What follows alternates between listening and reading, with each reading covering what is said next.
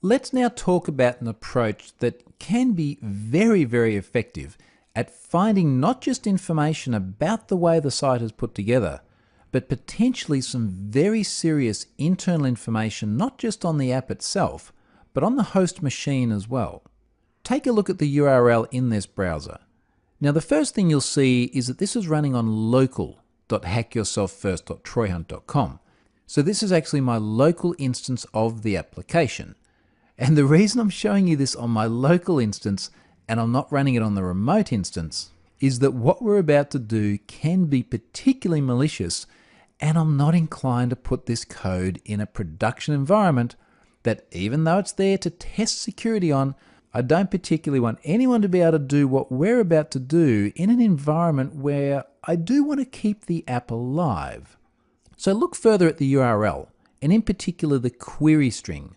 File name equals, and then there's a file name that's a .log file. And indeed we are looking at what appears to be an IIS log file in front of us. Now this is a pretty typical pattern where you'll see a file name passed as a parameter in the URL. Now here's what I want to do. I want to change this URL. And what we might do is we'll just change the file name to something like, say, foo.log.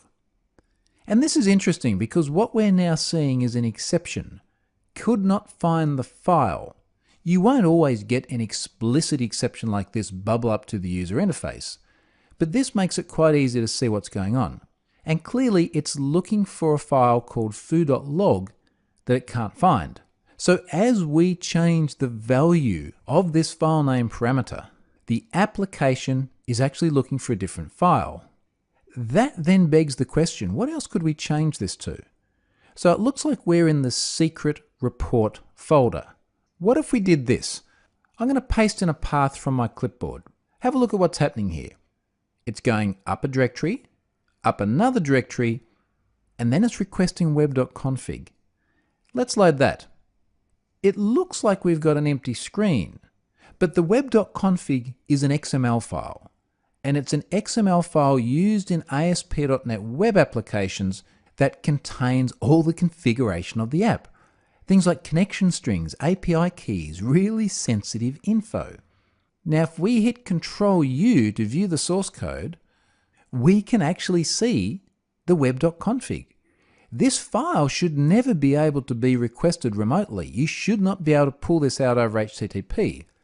But because this application is taking an untrusted parameter, and we're going to talk about that in more detail in the next module, and then going to the file system and simply grabbing that file, we've got ourselves a very, very serious risk here, because this has now disclosed not just something about the internal implementation of the system, but some very sensitive data. It gets even worse though. Let's do this. I'm going to go up to the URL again, and we're going to change this path to this one. Now that's a whole lot of directory traversals.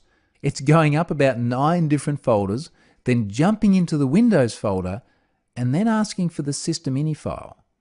Let's run that.